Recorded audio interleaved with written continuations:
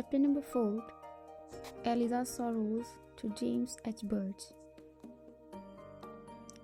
At intervals during the first night of Eliza's incarceration in the pen, she complained bitterly of Jacob Brooks, her young mistress' husband. She declared that had she been aware of the deception he intended to practice upon her, he never would have brought her there alive. They had chosen the opportunity of getting her away when Master Barry was absent from the plantation. He had always been kind to her. She wished that she could see him, but she knew that even he was unable now to rescue her. Then would she commence weeping again, kissing the sleeping children, talking first to one, then to other as they lay in their unconscious slumbers. With their heads upon her lap, so wore the long night away. And when the morning dawned and night had come, still she kept mourning on, and would not be consoled. About midnight following, the cell door opened, and Birch and Radburn entered.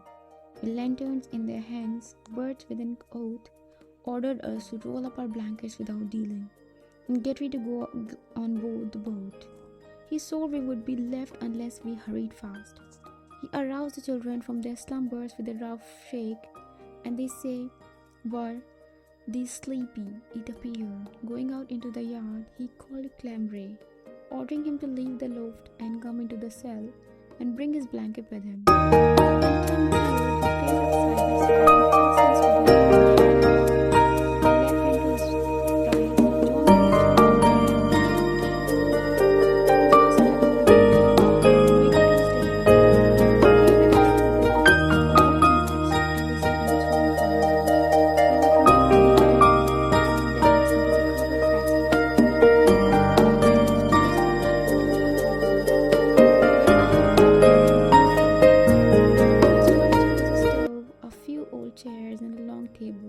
Covered with papers, it was a white washroom without any carpet on the floor and seemed a sort of office. By one of the windows, I remember, hung a rusty sword, which attracted my attention. Birch's trunk was there. In obedience to his orders, I took hold of one of its handles with my unfettered hand, while he taking hold of the other. We proceeded out of the front door into the street in the same order as we had left the cell. It was dark night, all was quiet. I could see lights, or the reflection of them, over towards Pennsylvania Avenue, but there was no one, not even a straggler to be seen. I was almost resolved to attempt to break away. Had I not been handcuffed, the attempt would certainly have been made, whatever consequence might have followed. Fredburn was in the rear, carrying a large stick, and hurrying up the children as fast as the little ones could walk.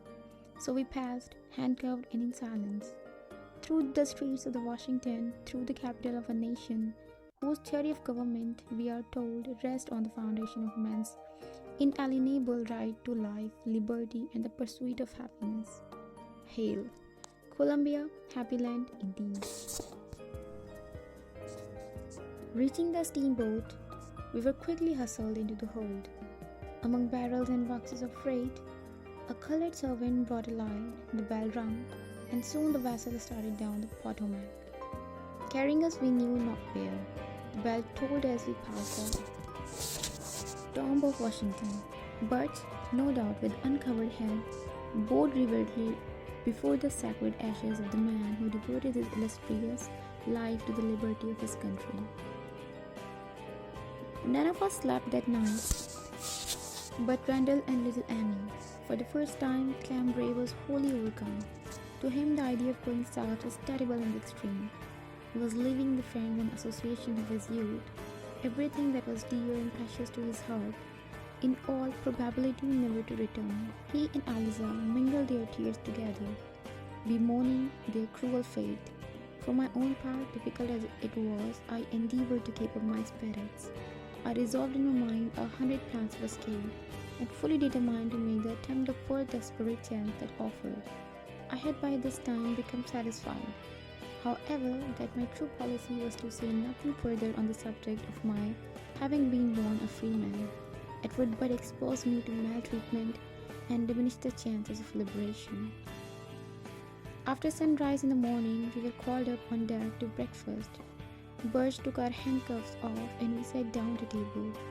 He asked Eliza if she would take a dram. She declined, thanking him politely. During the meal, we were all silent. Not a word passed between us. A mulatto woman who served at table seemed to have an interest in our behalf, told us to cheer up and not to be so cast down.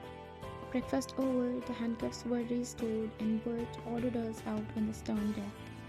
We sat down together on some boxes, still saying nothing in Bert's presence.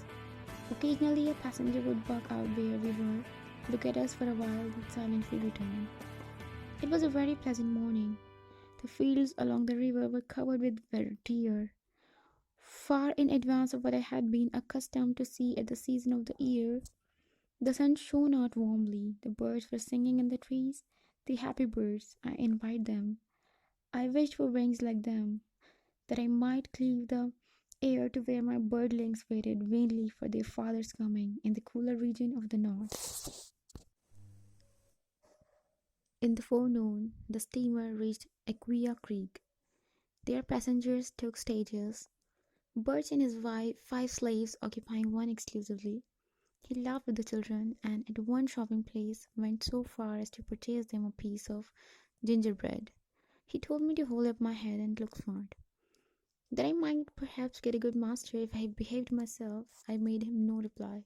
His face was hateful to me, and I could not bear to look upon it. I sat in the corner, cherishing in my heart the hope, not yet extinct, of some day meeting the tyrant on the soil of my native state.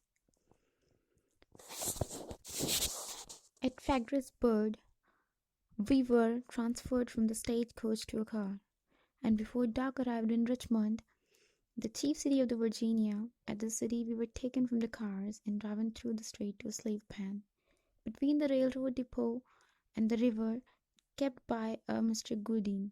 This pen is similar to Williams in Washington, except as to somewhat larger, and besides there were 2 small houses standing at opposite corners within the yard.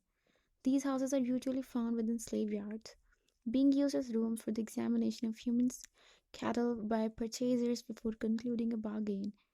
Unsoundness in a slave, as well as in horse, detracts materially from his value. If no warrant is given, a close examination is a matter of particular importance to the negro jockey.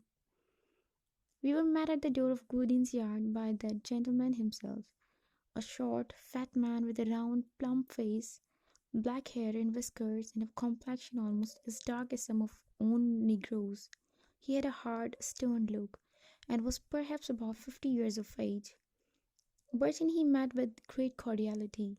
They were evidently old friends, shaking each other warmly by the hand. Birch remarked he had brought some company, inquired at what time the brig would leave, and was answered that it would probably leave the next day at such an hour. Goodine then turned to me, took hold of my arm, turned me partly round, looked at me sharply with the air of one who considered himself a good judge of property, and as if estimating in his own mind about how much I was worth. "Well, boy, where did you come from?" Forgetting myself for a moment, I answered, "From New York." "New York? What have you been doing up there?" was his astonished interrogatory, observing Birch at this moment, looking at me with an angry expression that conveyed a meaning it was not difficult to understand. I immediately said, "Oh, I have only been up that way a piece," in a manner intended to imply that although I might have been as far as New York, yet I wished it distinctly understood that I didn't belong to that free state, nor to any other. Goodin then turned to Clam and then to Eliza and the children, examining them severely and asking various questions. He was pleased with Emily, as was everyone who saw the child's sweet countenance. She was not as tidy as when I first beheld her. Her hair was now somewhat dishevelled, but through its unkempt and soft profusion there still beamed a little face of most surpassing loveliness. Altogether we were a fair lot, a devilish good lot, he said, enforcing that opinion with more than one emphatic adjective not found in the Christian vocabulary. Thereupon we passed into the yard. Quite a number of slaves, as many as 30 I should say, were moving about, or sitting on benches under the shed. They were all cleanly dressed, the men with hats, the women with handkerchiefs tied about their heads. Bert and Goodlin, after separating from us, walked up the steps at the back part of the main building and sat down upon the door sill. They entered into conversation, but the subject of it I could not hear. Presently, Bert came down into the yard, unfettered me, and led me into one of the small houses. "You told that man you came from New York?" said he. I replied. I told him I had been up as far as New York, to be sure, but didn't tell him I belonged there, nor that I was a free man. I meant no harm at all, Master Birch. I would not have said it, I had thought. He looked at me a moment as if he was ready to devour me, then turning round went out. In a few minutes he returned. "If ever I hear you say a word about New York or about your freedom, I will be the death of you. I will kill you. You may rely on that," he ejaculated fiercely. I doubt not he understood then better than I did the danger and the penalty of selling a free man into slavery. He felt the necessity of closing my mouth against the crime he knew he was committing. Of course, my life would not have weighed a feather in any emergency requiring such a sacrifice. Undoubtedly, he meant precisely what he said. Under the shed on one side of the yard, there was constructed a rough table, while overhead were sleeping lofts, the same as in the pen at Washington. After partaking at this table of our supper of pork and bread, I was handcuffed to a large yellow man, quite stouty and fleshy, with a countenance expressive of the utmost melancholy. He was one man of intelligence and information. Chained together, it was not long before we became acquainted with each other's tree. His name was Robert. Like myself, he had been born free, and had a wife and two children in Cincinnati. He said he had come south with two men who had hired him in the city of his residence. Without free papers, he had been seized at Fredericksburg, placed in confinement, and beaten until he had learned, as I had, the necessity and the policy of silence. He had been in Goodin's pen about 3 weeks. To this man I became much attached. We could sympathize with and understand each other. It was with tears and a heavy heart, not many days subsequently, that I saw him die, and looked for the last time upon his lifeless form. Robert and myself, with Clem, Eliza, and her children, slept that night upon our blankets in one of the small houses in the yard. There were 4 others, all from the same plantation, who had been sold and were now on their way south, who also occupied it with us. David and his wife, Caroline, both mulattoes, were exceedingly affected. They dreaded the thought of being put into the cane and cotton fields, but their greatest source of anxiety was the apprehension of being separated. Mary, a tall, lithe girl of a most cherry black, was listless and apparently indifferent, like many of the class. She scarcely knew there was such a word as freedom. Brought up in ignorance of brute, she possessed but little more than a brute's intelligence. She was one of those, and there are very many, who fear nothing but their master's lash, and know no further duty than to obey his voice. The other was Leith. She was of an entirely different character. She had long, straight hair, and bore more the appearance of an Indian than a Negro woman. She had sharp and spiteful eyes, and continually gave utterance to the language of hatred and revenge. Her husband had been sold. She knew not where she was. An exchange of masters, she was sure, could not be for the worse. She cared not whether they might carry her, pointing to the scars upon her face. The desperate creature wished that she might see the day when she could wipe them off in some man's blood. While we were thus learning the history of each other's wretchedness, Eliza was seated in a corner by herself, singing hymns and praying for her children. Wearied from the loss of so much sleep, I could not longer bear up against the advance of that sweet restorer, and laying down by the side of Robert on the floor, soon forgot my troubles and slept until the dawn of day. In the morning, having swept the yard and washed ourselves under Goodin's superintendence, we were ordered to roll up out blankets and make ready for the continuance of our journey. Clambre was informed that he would go no further, Birch, for some cause, having concluded to carry him back to Washington. He was much rejoiced. Shaking hands, we parted in the slave pen at Richmond, and I have not seen him since. But, much to my surprise, since my return, I learned that he had escaped from bondage, and on his way to the free soil of Canada, lodged one night at the house of my brother in law in Saratoga, informing my family of the place and the condition in which he left me. In the afternoon, we were drawn up, two abreast, Robert and myself in advance, and in this order, driven by Birch and Goodlin from the yard through the streets of Richmond to the brig Orleans.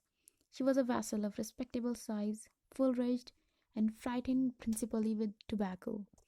We were all on board by 5 o'clock. Birch brought us each a tin cup and a spoon. There were 40 of us in the brig, being all except Clem that were in the pen. With a small pocket knife that had not been taken from me, I began cutting the initials of my name upon the tin cup.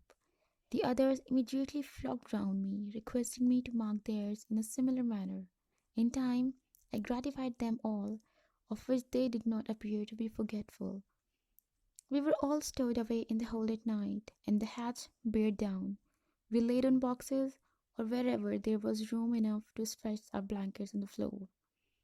Birch accompanied us no further than Richmond, returning from that point to the capital with Clem, not until the lapse of the almost 12 years, to wit, in January last, in the Washington police office, did I set my eyes upon his face again.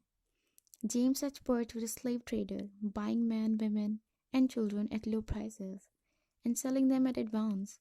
He was a speculator in human flesh, a disreputable calling, and so considered at the South.